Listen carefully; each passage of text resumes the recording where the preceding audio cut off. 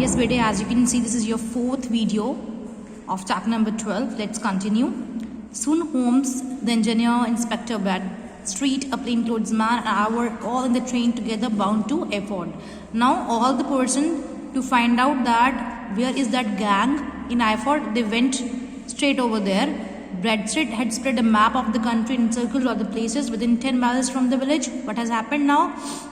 Bradstreet जो हैं, जो इंस्पेक्टर हैं, वो एक मैप बिछा लेते हैं और वो मार्क आउट करने लगते हैं सब प्लेसेस को जो उस विलेज के आसपास हैं. 10 मील की दूरी पे जितने भी विलेजेस उनको मार्क आउट करते हैं कि where we can find the gang. So Holmes इस पे कहते हैं कि they can be find over here in the center. So he added, they are the coiners on a large scale and have used the machine to form the amalgam which has taken the place of silver.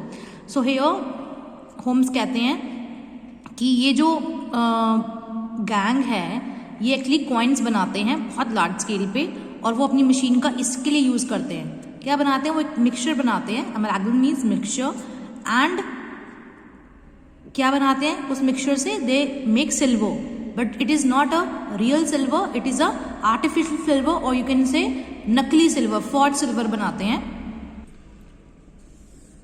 We have known a clever gang was at work and traced them as far as Reading but couldn't get any further. This time we have got them, said the inspector. Now the inspector to this says that we were looking for a clever gang only who is into some illegal work. We could not trace them, लेकिन इस बार हम उनको पकड़ लेंगे. तो here but the inspector was mistaken, for those criminals were not destined to fall into the hands of justice. Means वो inspector यहाँ पे गलत था और वो कानून के हाथ में आने वाले क्रिमिनल्स नहीं थे. So what has happened as we rolled into the airport station, mean जब वो पहुंच जाते हैं, व्हाट हैपेंस, दे सॉ एक gigantic column of smoke in the clump of trees, behind the clump of trees, कि पेड़ों के पीछे से बहुत बड़े बड़े धुएं आ रहे हैं. And when they move further they saw that a house on fire and they came to know that this house was of mister Becher's. और स्टेशन मास्टर कहते हैं आग रात को लगी थी और अब तो ये बिल्कुल वर्स हो चुकी है. So what happened now, we all hastened in the direction of the fire. जहाँ पे आग लगी हुई थी हम वहाँ पे उस तरफ तेजी से भागे. Hastened means very quickly. A great whitewashed building in front of us was spouting fire at every window. What has happened? एक building थी, whitewashed means where that hydraulic press was there, right?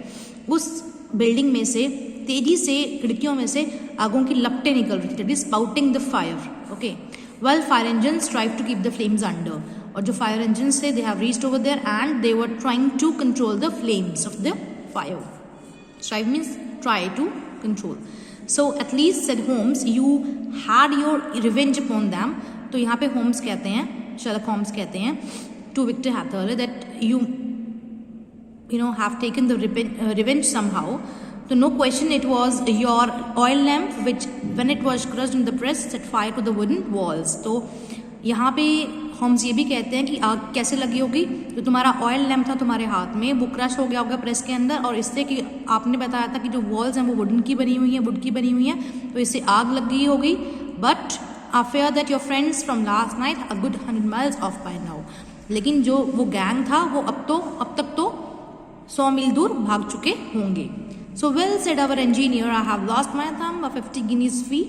What have I gained? तो engineer यहाँ पे कहते हैं, means Victor Hatherley says that what I have gained, I have gained nothing. I have lost my thumb, मेरा अंगूठा चला गया यहाँ पे और ना ही मुझे फीस मिली. What was the fees? The amount was 50 guineas. So what I have got? तो यहाँ पे Sherlock Holmes कहते हैं, he laughs and he says that you have got experience. So this was all about your chapter. I hope you've understood. Thank you.